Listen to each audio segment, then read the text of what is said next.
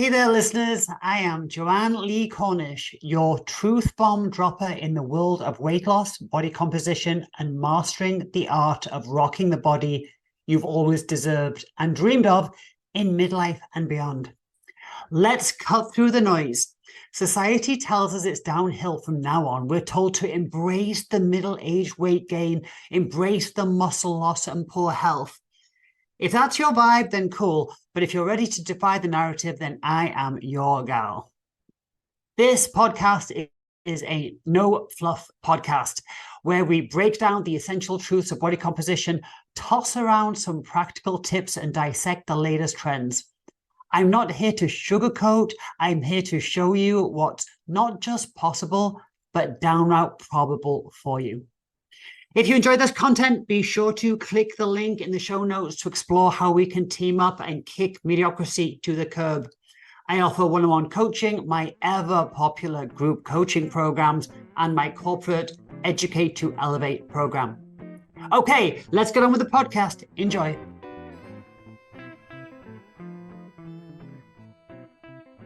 Welcome back to Midlife Mayhem.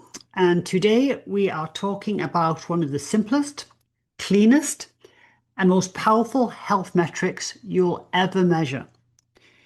I sit here with my Oura ring on. You've probably got your Apple Watch on. We've got trackers and this and apps and blood work and all these things. And then we've got the tape measure. And the tape measure to tell us our waist circumference. So we've got the fancy scans, the complicated formulas, the latest wearable. But if you have a spare, not a spare, but if you have a tape measure, you can predict your risk for chronic disease, hormone imbalances. You can predict your ability to build muscle and even how long you might live. Sounds kind of crazy, right? This isn't about vanity, and it is a sore spot because when we start talking about waist circumference, people get very sensitive. So I want to put sensitivity to one side and just talk about physiology and the biology of this. So why does waist circumference matter? Well, let's start with the obvious, fat distribution. So we all know that body fat isn't evenly stored. Some people gain weight in their thighs, their hips, ladies. Others always seem to have that tie around the middle. And as it turns out, that where we store fat matters more than how much you weigh. So waist circumference is the fastest way to assess visceral fat. So visceral fat is the fat that is inside your abdominal cavity. It's wrapped around your organs. It's wrapped around your liver, your pancreas, your intestines, and visceral fat is dangerous stuff. So unlike subcutaneous fat, I always say that's all I've got. Subcutaneous fat is the pinchable stuff. It rolls over your jeans. You can actually pinch it. I'm pinching it myself right now. That is the fat that sits right under your skin. And you might not like the look of it, but it is actually where we're meant to store fat. It is the healthy, natural place to store fat. Then there's another type of fat, which is intramuscular triglycerides. So that's where some people genetically hold fat inside their muscle. So if you look at a piece of steak and some steak is marbled, that would be like intramuscular triglycerides. And subcutaneous fat is like the piece of steak with the fat just sitting on the top, this stuff you can trim off. So the subcutaneous fat is the healthy way to hold fat. I know it's not the prettiest way, but it is the healthiest way.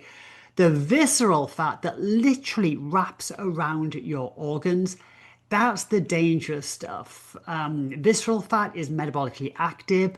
It pumps out inflammatory cytokines and interferes with insulin.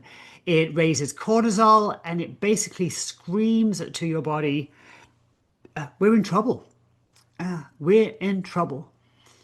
So for men, a waist above 40 inches, which you measuring people 102 centimeters, I think, that's considered high risk and should not be ignored. Ladies, that's about 35 inches, what's that, 88 centimeters. that is considered high risk, and yet that is not unusual. But here's what's kind of new and cutting edge. The newer research shows that those numbers are too generous. Many experts now argue that metabolic risk starts much lower, around 37 inches for men and around 32 inches for women. Now that is startling. With me, with my 29.75-inch waist, we can see how a lot of people fall above that, and yet now newer research is saying that the metabolic risk starts 37 for men, 32 for women. So what about the waist size and hormones? So let's connect the dots between the waist side. Wow, oh my gosh, let me start over. Let's connect the dots between waist size and hormones. What about testosterone? Testosterone, so a large waist circumference in men is almost tied to lower testosterone. And that's, I'm actually, so I'm week 1 coaching my Mastering Midlife program, so it's too late to join, unless you want to miss the first week. But I talk about this when I talk about andropause. So large waist circumference is always tied to lower testosterone. So fat tissue, especially that visceral fat, increases aromatase activity. So aromatase actually converts testosterone into estrogen. So the more belly fat you have, the more of the testosterone is getting converted into estrogen. So you'll have less active testosterone. And that's also why men with bigger waists often notice muscle loss at a higher extent. They suffer fatigue, and they even have breast tissue, or they have this kind of tissue that's just soft and a little bit too feminine for their liking. And that's true, because there's an estrogen issue going on there. It's also why men with a larger waist, if they take testosterone replacement therapy, TRT, it's almost like, why would you bother doing that? Because you have more fat, you have more of the aromatase enzyme, and more of that testosterone is getting converted into estrogen anyway. In the Master Midlife program, I talk about supplements to help with aromatase, etc., etc. But what about women in estrogen dominance? So estrogen dominance is where progesterone and estrogen have both been declining, but estrogen has really declined at a faster rate, leaving the ratio between the two hormones increased. So estrogen dominance is very common, and it is especially bad if you enter perimenopause with a high insulin state and a high cortisol state. So as I'm going to talk about in the program, there are 6 hormones that can change your body composition, but the 2 big ones are insulin and cortisol, and you have control of both. But if you enter perimenopause in a high insulin state and a high cortisol state, estrogen dominance is going to chew you up and spit you out. So estrogen dominance in women, you've got this abdominal fat, which is pumping out the bad estrogens. 3 different types of estrogen. One of them not protected. So high waist circumference correlates with an increased risk of breast cancer and uterine cancers. That thicker waist also is like a neon flashing sign that's screaming insulin resistance here. I mean, I don't even need to look at somebody's blood work. As your waist grows, your body struggles to manage blood sugar. Chronically high insulin not only makes fat loss nigh on impossible, but it blocks fat from being burned as energy. And when I see that, I know it's a sensitive subject, but when I see somebody with a really thick midsection and a lady, say, 47 and above, let's say, maybe even 44, but it screams estrogen dominance and it screams insulin resistance. Now, that's not nice, but it literally pinpoints as a coach what I need to address. It's literally like, oh, thank you. You just gave me exactly what I need to do and what we need to do. So, sometimes the things that stress you out just point a laser light on what we need to focus on. And, a wide waist on ladies and men, that's absolutely what's going on. It tells me exactly what I need to do as a coach. Also, cortisol. So there are 4 times the cortisol receptors in the midsection. So stress hormones push fat into the midsection. So a thickening waistline can be a literal reflection of chronic stress. And that is virtually every single time. I mean, I never come across somebody with a thick waist and there isn't a cortisol insulin thing going on. There always is. Always. What about inflammation and gut health? So here's where things get a little bit spicy.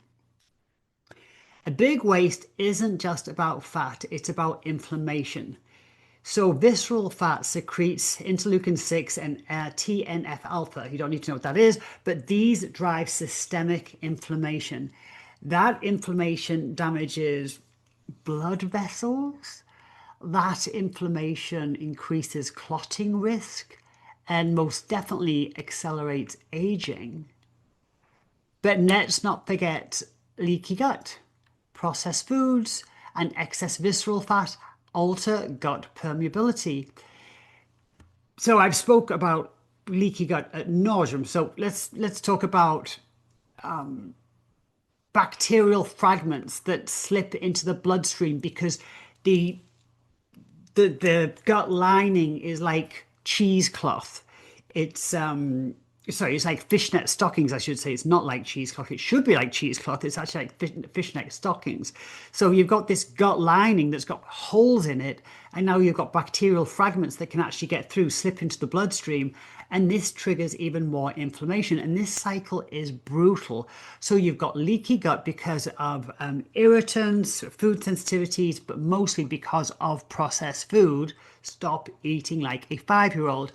This is causing leaky gut inflammation. Inflammation is traveling to the liver, causing insulin resistance, and insulin resistance is causing more belly fat, which worsens gut health. It's this nasty, nasty cycle. So your waistline is practically a barometer for the health of your gut lining. Now, the beauty of that is when you correct somebody's gut lining, and this is, it doesn't have to be completely fixed, but when you actually, or when I as a coach, actually help people fix that leaky gut, and it depends how far down that road they are. But in 30 days, you can see their stomach, I say stomach, their waistline come down by multiple inches.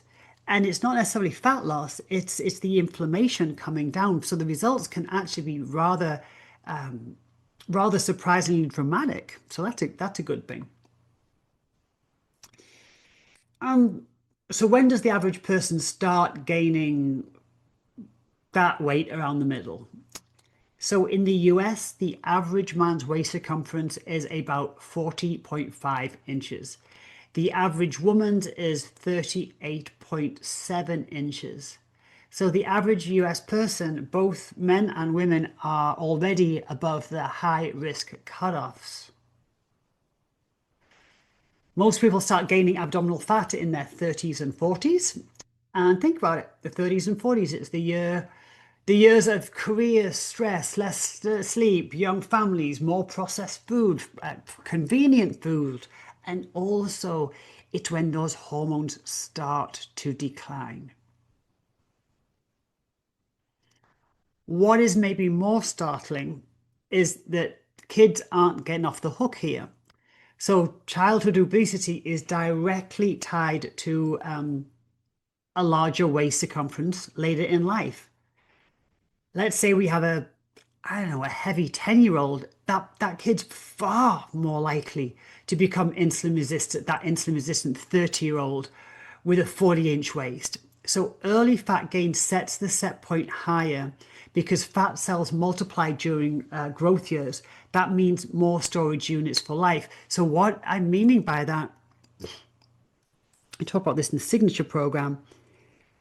And if you want me to expand on this one, I will. So this is going back to the fat cell theory, where we say that, there are 3 times in a life when somebody can actually increase the number of fat cells on their body. So imagine fat cells like water balloons, and you've got mini water balloons all over your body holding fat, about, well, say 3/4, about half full of fat. And just for numbers' sake, say that you have 20 little water balloons holding fat. They're your fat cells. Well, there's 3 times in life when you can actually increase the number of fat cells. And that is the third trimester of pregnancy, before you're even born. So your mom drinking sugar milk or something, or your mom just eating a bunch of crap. Or, sorry, I shouldn't say that. Or gestational diabetes, not the fault of the mom. Okay, but correctable. Second time in life is the first year of life. So that is the mom giving you sugar milk or something like that. And then there's a few years in puberty where a kid can actually increase the number of fat cells on the body. And that is the last time when a child should be thinking about calories or exercise or anything like that. They should be just living their best childhood. But if you enter early adulthood with more fat cells, so again, go back to think of those little fat balloons all over your body. Say the average person has, normal sized person has, say, 20 little fat cells on the body. But now this kid after puberty has got 100 fat cells on the body. Those fat cells aren't going away. And now they've got to reduce the volume of 5 times as many fat cells. I hope I'm describing that well. Can you hear my dogs going crazy in the background? That is a huge, huge problem, because when we reach early adulthood, the number of fat cells we have is pretty much determined. It doesn't change, but it can alter in those pubescent years. So, you get that heavy 10-year-old, and that kid is far more likely to be the insulin resistant 30-year-old with a 40-inch waist. It's super, super sad. So why does waist matter for muscle? It's a real challenge to build a strong muscular body on top of metabolic dysfunction.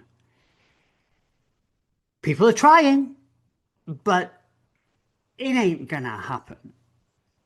A healthy body builds muscle. I mean, yeah, no healthy body can build some, but if you've got metabolic dysfunction going on, you've got insulin resistance, you've got inflammation, you've got a hormone imbalance, it's a pretty big ask. So we've got insulin resistance, which blunts your ability to shuttle nutrients into the muscle. And it's funny because I'm actually going to be talking about this on tomorrow night on my Mastering Midlife program. So what I mean by that is, if your body's not responding well to insulin, insulin is a transporter. And, most people think of insulin as transporting carbohydrates into muscle. They think about insulin transporting, carbohydrates to fat, and that's why people gain weight. But think about it. Insulin is also an indirect transporter of amino acids. So we need insulin to indirectly transport amino acids into muscle, where muscles are fed. And once we get the amino acids into muscle, then we can maintain, protect, and build muscle. But if we've got insulin resistance, then the muscle is not reacting to insulin. It's not listening to insulin. So not only are we not able to transport carbohydrates into muscle, but we can't transport amino acids into muscle either. And if you can't feed the muscle, how are you going to build the muscle? So insulin resistance, which again, I don't know, 70% of the population and the kids, is going to blunt your ability to actually, get nutrients into the muscle. Despite, see, that means even if you're eating protein and training, your body is going to prioritize fat storage. You have to correct the insulin resistance. You can't just think that the training is going to mitigate, a bad diet. It's not. What's going to happen is that poor metabolic environment that you've created is going to absolutely inhibit your ability to progress, and have your efforts in the gym translate into results. Inflammation. So inflammation, again, you got leaky gut, you're eating processed foods. That is going to increase protein breakdown, and it's going to decrease muscle protein synthesis. So muscle protein synthesis is when you want the protein to be used to build, protect, and maintain muscle, and it's going to be decreased in an inflamed body. You can't recover well, you can't grow well, you can't progress at all. And then you've got the hormone imbalance. So again, if you've got the guys have got a thick waist, you're going to have lower testosterone. And ladies with thicker waist, you're going to have more of the bad testosterone. This is going to limit hypertrophy. Hypertrophy is muscle getting bigger, denser, stronger. Okay. So if your waist is expanding, your training gains are going to be very limited no matter how hard you train. You've got insulin resistant, you can't feed the muscle. You've got inflammation, which is breaking down muscle and decreasing muscle protein synthesis. And then if that excess weight in the midsection is crushing your testosterone, guys, and it's increasing the type of estrogen, the bad type of estrogen, for lack of a spontaneous better term. So your gains are going to be super limited. Now, it's not the end of the world. We just have to, we can't ignore it. We can't think it's neutral. It's not neutral. So how do we fix it? And let's be clear, this isn't about, just training. We have to take control of, and this is the elephant in the room that nobody wants to do. Take control of the quality of the food that you eat. You can take control of the quality of the food that you eat. You can fix leaky gut. If you fix leaky gut, you can reduce a lot of the inflammation. Right there, weight can fall off you and inches can just dissipate rapidly.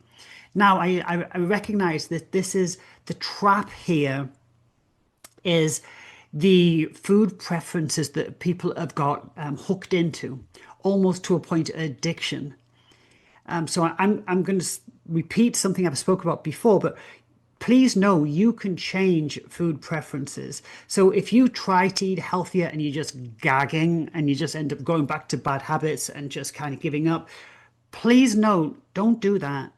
Stay with it, gag a little bit longer, because food preferences are changed by exposure. So the more you eat that thing that you don't really like, but you know it's good for you, pretty quickly you will start to enjoy that food. I promise you. I promise.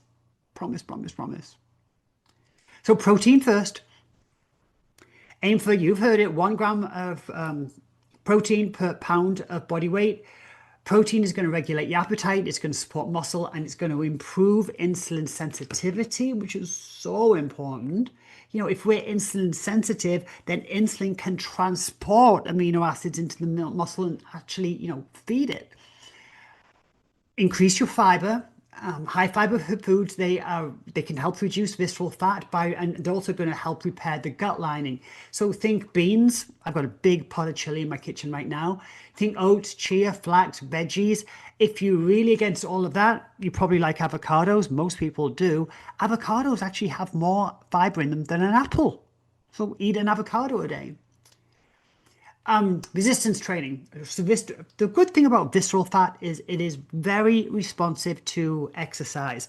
So being sedentary and just trying to focus on nutrition is going to be difficult for visceral fat. But exercise, visceral fat is very responsive to it. So strength training, the number one way to shrink a waist circumference, resistance training lowers visceral fat better than cardio.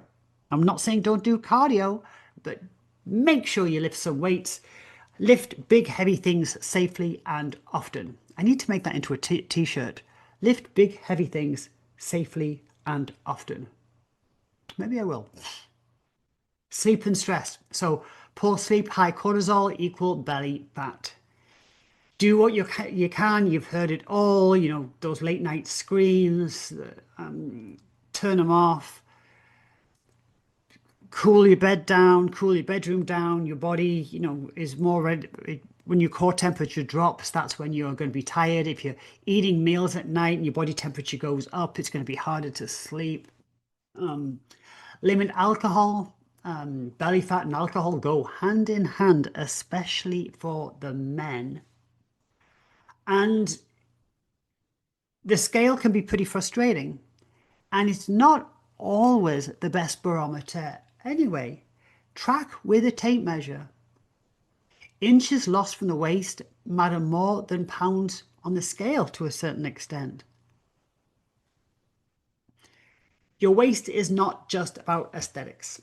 And again, people get very sensitive about it, so it's not often discussed. But what your waist circumference is a daily report card on your metabolic health. It is a report card on your hormone balance and your long-term disease risk. If your waistline is above those risk cutoffs, then take action. This isn't about starving. This isn't about endless restriction and endless cardio. This is about habits. This is about strategies. And you might be surprised how quickly the results come. Because, the truth is simple. Shrink your waist and you will extend your life and improve the quality of your life, and the result will come quickly. So that waist circumference is screaming bad habits. It really is. Again, the way we're meant to hold fat, the healthy way to hold fat, is the subcutaneous fat that's under your skin. And, women will hold more fat like that, and guys tend to hold more visceral fat, especially as they get older, although both men and women are prone in midlife. Guys, it's super, super dangerous. And when we talk about the danger aspect, excuse me, gosh, excuse me. If you get a really heavy lady and all that weight is in her thighs and her butt and a bit in her waist, but the ladies with the real heavy lower body, she's not necessarily unhealthy. Compare her to the guy that's overweight, and maybe the guy's not as overweight, but he's got the skinny legs, no butt, dead butt, and a big belly. He's at a much, much higher risk of disease than the lady that holds the subcutaneous fat in the lower body. He's at a much higher risk because of where he's holding the fat. Now, in terms of losing the fat, he's at the advantage. Ladies will know and I do a whole thing about stubborn fat. If you want me to do a podcast on stubborn fat, I can do that. Ladies trying to lose that lower body fat and that butt fat and that thigh fat, that can be challenging. Not impossible, but challenging. Guys, that visceral fat, and ladies, that fat in the midsection that maybe we're hiding with, by not doing the tuck in, it's the easiest fat to lose. And people don't say that. They always say, oh, it's the last to go. It's actually not.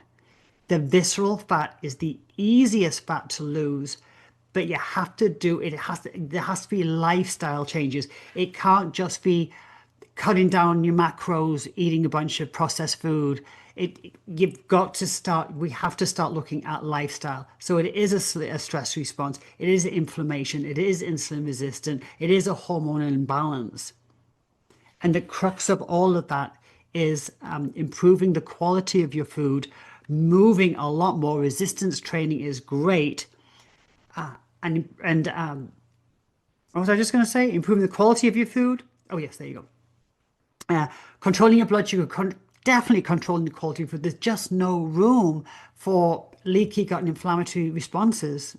There's just people try and wiggle away from the work that's necessary, but that is the work that's necessary. And when you clean up the quality of your food and get moving, you might just be surprised how quickly that weight comes off and how quickly your health improves.